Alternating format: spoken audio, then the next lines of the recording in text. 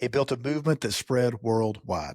He trained people to carry on that movement in his absence, and his words can still change hearts and minds. Today on Called to Lead, we'll look at 5 things we can learn from the greatest leader in history.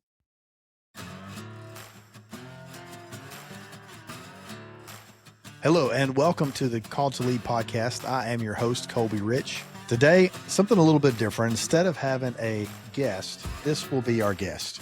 We're going to look at the Bible, and we're going to look at Jesus as the greatest leader, because he was. I mean, honestly, he was perfect. He didn't mess up. He was the perfect leader. But there's a lot of things that we can learn today from things that he applied 2,000 years ago when he was first doing his ministry.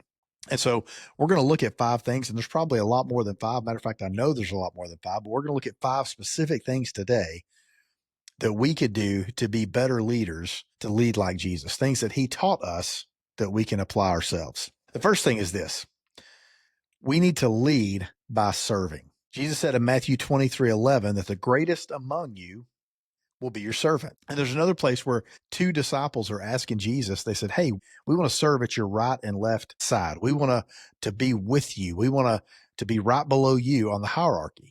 Now, for us, a lot of times as leaders, that sounds like a great idea. Like, I want to climb the ladder. I want to be something more important, something higher up, more in charge than I am right now. But Jesus looked at them and he said, you don't understand what you're asking, because the one who wants to be the leader must first be a servant. You have to serve before you can lead. And Jesus didn't come to lead from above. He came to lead from among. And a lot of times as leaders, we think that we're up here at the top and we're looking down on all of the people who are in our charge, people who were entrusted to lead and we're in charge of. But the thing is that we can't really effectively lead them from above. We can only really effectively lead them from among. Why is that? If you're up above, you don't know your people. If you're up above, you can't really encourage your people. You can't motivate your people. It's one thing to say, I want you to do this. I would like you to accomplish this mission that I'm giving you. Why? Because I said so and I'm your boss. In the end, is that enough of a reason for an employee or someone underneath you to do it? Well, yeah, technically. But does it motivate them to give their best? It really doesn't. But if they see the person in charge in the trenches with them, if they see the person who's leading them, leading by example, they see them serving, it's so much easier for them to jump in and get involved and really to give their all when they see that person leading as well. There's a story about George Washington where during the Revolutionary War, George Washington was riding by on horseback and he sees a group of soldiers trying to lift an oak beam and put it into place. And he comes to the soldiers and he looks and he sees a corporal that's giving him orders, higher to the left, lower to the right, higher in general, move it this way, move it that way. And he's sitting on horseback giving orders. And General Washington asks, he says, sir, have you thought about getting down to help him? And he looked and he said, General Washington, can you not see that I'm a corporal? To which Washington replied, I beg your pardon, corporal. I do see that you're an officer. Like, he saw that he was an officer. And a matter of fact, that's why he asked, why aren't you helping? To which Washington got down off his horse, helped the soldiers, and then said, next time you need help, call on your commander-in-chief. I'll come help. Now, what was he doing? He was giving this corporal an example of how to be a servant leader. You're expecting the guys to do this? That's great. You need to be there helping them, right? They're not successful. You need to get down and help. Sometimes we can give people a challenge or give them a task and they're successful first time out. Like, they know how to do it. They're good at it. They get it down. And if that's the case, maybe we don't need to be there watching them or holding their hand, right? But there are times we do need to hold their hand. And it's not just to hold their hand and, like a little kid, but it's holding their hand and doing it with them, encouraging them to do it themselves. John chapter 13, Jesus gives us the perfect example of this when he washes the disciples' feet. And Peter, understand the culture. A rabbi was a high calling in that. They were very well respected in their culture. And that's what Jesus was. They called him teacher, master, rabbi, and sometimes even Lord. And so when they come to Jesus and they see him, they see someone who's very well respected, the last person who should be doing servant work. And in those days, they walked around in sandals and their feet were dirty. And the lowliest of servants was the one who would wash feet when you come into a home. So Jesus getting down to wash the disciples' feet was totally out of the norm. It was an absolute, they were shocked. It was a shocking development to see him washing their feet. So much to the point that Peter says, Master, I will not let you wash my feet. And Jesus says, if you don't let me wash your feet, then you can have no part of me. What is Jesus saying? He's saying, you're going to let me do this to show you how to lead, to show you how to serve. And if you're not willing to learn how to serve, you're not ready to lead. And that's what he's telling Peter. You have no part of my ministry. You have no part of being a leader here if you don't understand service, how to make yourself last. What would leadership look like if your title meant less and your towel meant more? If you cared less about being somebody who was looked up to and someone who's important, but you cared more about washing the feet, drying the feet, doing the things that are menial tasks that most of us don't want to do. Most of us think are below us, but that's the problem. If they're below us, how can we expect other people to do them, right? How can we show people to do something that we don't think we should be doing, right? And they're less likely, the people in our charge are much less likely to respect us and follow us if we ourselves aren't willing to show them how to do it, to be living examples of how to serve. That's the first thing, lead by serving. Second thing is this: Jesus emphasized compassion over control when it came to time to lead. You say, what does that mean? Well, in Matthew 14, there's a great example, verse 13 through 33. I won't read the whole thing, but Jesus, it says in verse 13, when he heard about this, he withdrew from the boat to a remote place to be alone. And the crowds heard this, and they followed him on foot from the towns. When he went ashore, he saw a large crowd and had compassion on them and healed their sick. When evening came, the disciples appeared and said, this place is deserted. It's already late. Send the crowds away. They can go to the villages and buy food for themselves. They don't need to go away, Jesus told them. You give them something to eat. But we only have 5 loaves and 2 fish, said to him. If you recognize this story, it's where Jesus feeds the 5,000. But the thing I want you to really catch, though, is what started off was Jesus was going somewhere else. He was going to have alone time. He was not going looking for a crowd. He was going to be alone. But in the process, the crowds gathered around him, and they were sick. He said they were like sheep without a shepherd. They were lost. They didn't know where to turn for answers to their life, to their problems. And so Jesus, it says, has compassion on them. He's on his way to complete a task, to do something different. He doesn't view them as being sidetracked. He views them, the people, as the mission. He views the people as what he's supposed to be doing. He pretty much said, here's where I'm going, but if I get distracted along the way, I don't see that as distraction. I see that as something, it's a purpose. It's a plan. It's something that's important for me to do, is to interact with these people. And if you notice right after this, when he says yes to taking time out of what his plan was to minister to these people, as soon as he does that, he teaches and he ends up feeding the 5,000. If you remember the story, miraculously feeds 5,000 people. And then when they leave there, he tells the disciples, okay, now we're going to have alone time. So you get in this boat and go across the lake, and I'm going to go around, and I'll meet y'all on the other side because I want some alone time. In the middle of this, a storm comes, and they get scared on the water, and Jesus walks on water. 2 of his most well-known miracles happen right after Jesus was supposed to be alone, and really the whole time he's heading to do this other thing. But he ends up getting sidetracked, if you will. And we know he's not sidetracked. It's part of his plan and purpose. But from our mindset, he's like, no, I'm going to do this. I don't have time for this right now. Jesus didn't do that. He had compassion on people. He cared about mercy, not metrics. He didn't care about the numbers. He cared about people and cared about meeting their needs. He healed, he listened, he paused. He didn't rush past people to get results. Oh, goodness. How many times as leaders do we look past the people and look only at the results? I mean, I do it. I know we do it sometimes, but Jesus didn't do that. He had compassion. He cared more about loving people than about the numbers, more compassion and less control. Do you see interruptions in your plan as an annoyance, or do you see it as an opportunity to lead with empathy and make an impact in people's lives? Whether you're planning on it or not, God can use you to make an impact in their lives if you're willing to take time to do that. The third thing Jesus did, he empowered and he didn't micromanage. This is something difficult for most people in leadership to do. Matthew 4:19, Jesus says, I will make you fishers of men. Follow me, I'll make you fishers of men. The disciples were rough around the edges. They weren't good communicators. They weren't classically trained. And in their culture, at about the age of 13, you got done with school. And if you're one of the really smart people, you continue on under a rabbi. The disciples all did different jobs. We have a tax collector. We have fishermen. Had a lot of different things, but none of them were studying under a rabbi. So that means they were not the top of their class. They were not the best communicators. They're not the most highly educated. That's not who they were. But Jesus, seeing them, he brings them under his wing. He calls himself rabbi, and them his students, his family, his children, his brothers. He brings them in and he trains them. But how does he do that? Well, if you look and later on, Jesus sends them out 2 by 2. And he tells them first, you will go and you can speak and preach anything that I have said. Don't put anything in your own words. You can teach anything that you've heard me teach. Then we see in the book of Acts, when after Jesus' death and resurrection and he's gone, we see the disciples going and preaching their own messages. Well, how did they get to that point? They were trained. Jesus gave them a little bit of authority, a little bit. He empowered them to do something small. And then as they grew, he empowered them to do more and more. And he didn't hold their hand. He sent them out 2 by 2. He wasn't with them when he sent them out. He sent them out with a partner and just said, report back what happens. I trust you guys. If you mess up, it's okay, right? It's your first time.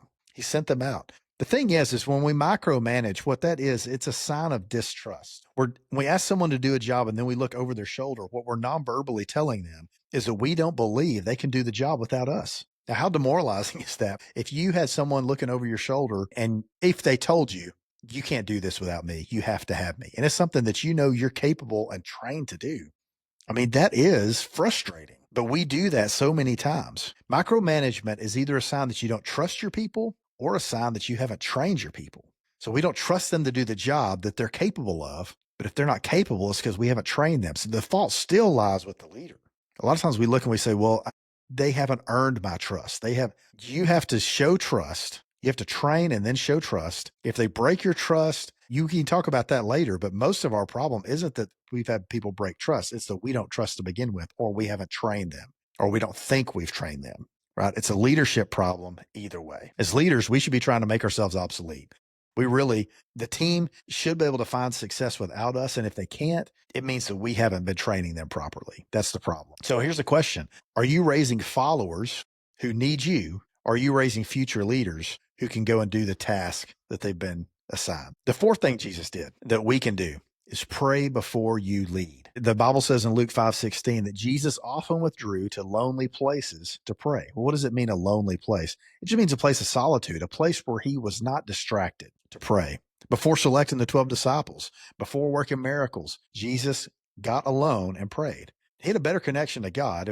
We believe as Christians that he was the Son of God. He was God in the flesh, right? And if that's the case, he had a stronger connection to God, the Father, than we do, but he still spent time with him. So maybe it's not so much that he had to do that, but he's setting the example again for us of how to lead, how to pray, how to have a relationship with God. I remember several years ago, a long time ago, we had a new guy that came to be my partner on the ambulance back when I was a firefighter paramedic. And I remember just struggling with this person at first. Our personalities didn't click. At first I was frustrated to the point that I didn't want to come to work, really. And I remember I started praying, and I told my wife this, and I said, I'm just going to pray every day that God would change me or change him, change both of us so that we could work together. And you know what happened? Over the course of 3 or 4 weeks, we got to where we started to get along, where we opened up, we talked to each other, and we would have conversations. We spent a lot of time together because we were at a busy ambulance station, a busy fire station, and rode on the medic together. But we ran a lot of calls, and you see shared trauma, and that does bond you. But we really got to know each other. And after a while, I had somebody else ask me how that relationship was, and I said, actually, it's better. What'd you do to fix him? I said, actually, I just prayed. And to be honest, I'm not sure if he got fixed, I got fixed. I'm not sure if either one of us got fixed, but the thing is, it's hard to be frustrated or angry with someone when you're praying for them. It's really difficult. Prayer was Jesus's pattern. It wasn't his panic button. A lot of times we will pray, but it's the last resort. It's the red, panic button. It's the lay on the horn, I don't know what else to do, so I'll pray. For Jesus, prayer came first. Here's the crazy thing. Where prayer comes first, a lot of times we don't feel like we need to hit the panic button. Even when everything goes terribly in life, even when everything is frustrating and difficult and wrong, we can still cling to Romans 8:28 that says all things work together for good for those that love the Lord and are called according to his purpose.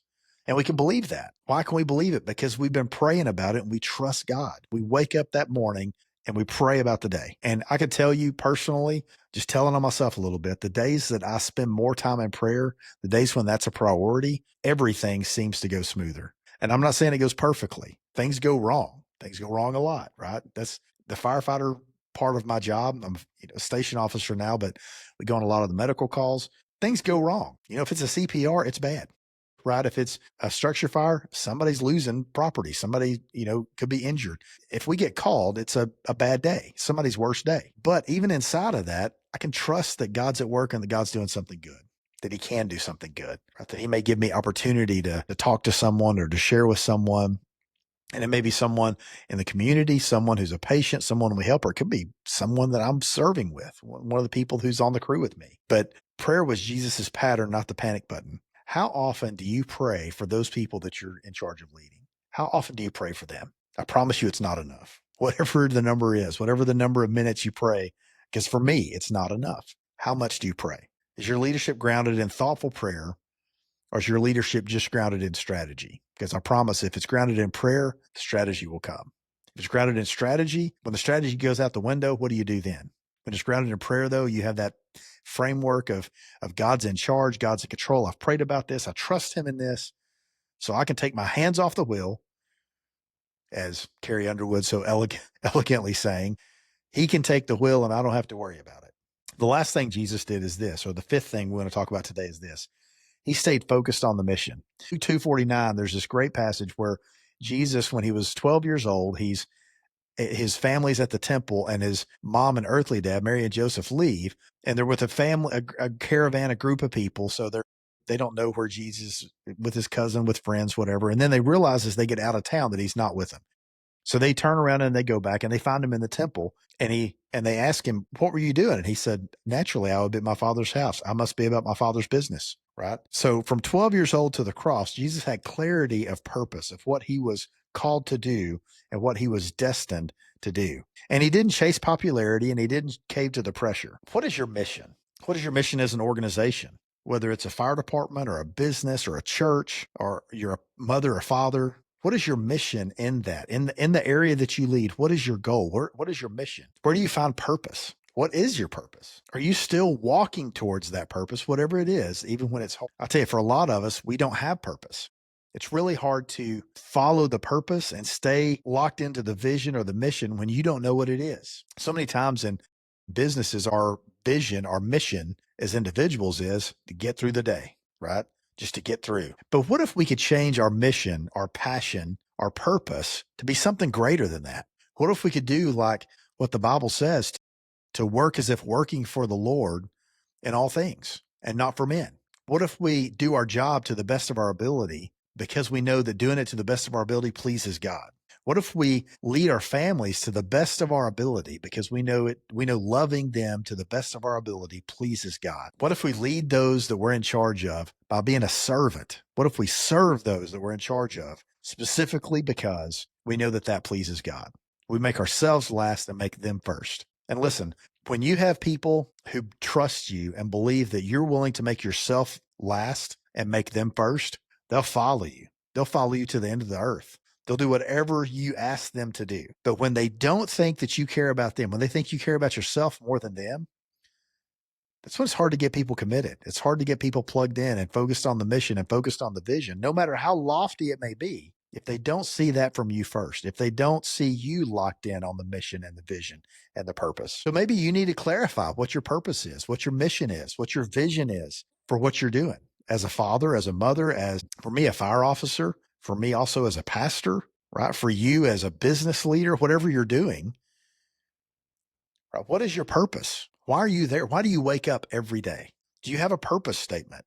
Do you have something you can look back on and say, this is why I'm here? So just to keep in mind, there's 5 things that we can learn from Jesus. Number 1, lead by serving, lead by example, be a servant leader. Number 2, emphasize compassion over control. Care about people more than the metrics, more than the numbers. Number 3, empower and don't micromanage. Micromanagement is a sign of your lack of ability as a leader, not their lack of ability at doing their job, right? Micromanagement doesn't say that they're not trustworthy. It shows I haven't done my job correctly. And then number 4, pray before you lead. Pray before you lead every day. Pray before you step out into teach your Sunday school class. Pray before you go have a hard conversation with your son or daughter or your husband or wife. Pray before you go into work. Pray before you have that meeting. Pray before you make that decision. Make that your normal, right?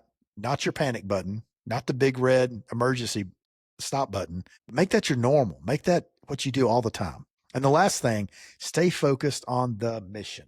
You have to know what the mission is, but once you do, stay focused on it and see it through to the end. If you're willing to do these things, I promise you, it will make you a better leader. How do I know that? Because Jesus's principles that we find in Scripture has stayed for 2,000 years. And the church has grown to be the Christian faith is the largest religion in the world. And it started with one guy and 12 untrained disciples. How did it spread? How did it change? He trained them. He empowered them, had them catch the vision. He invested these principles into their lives and they invested it, and we can still do it today. So just something to think about this week. But there's one challenge to take away from this. It's what is your purpose? What is your vision for whatever it is that you're leading in any area? What is your purpose in that? What does success look like? And are you willing to serve and make yourself last, to make God first and to make others first before you? So thanks for watching. Thanks for listening. Please like and subscribe. Check out our other videos and our other podcast episodes, and be prepared for more content coming. We have several different interviews that we have coming up, and so we're really excited about. So be sure to subscribe and like and share to get the word out. Thanks a lot. Have a great day.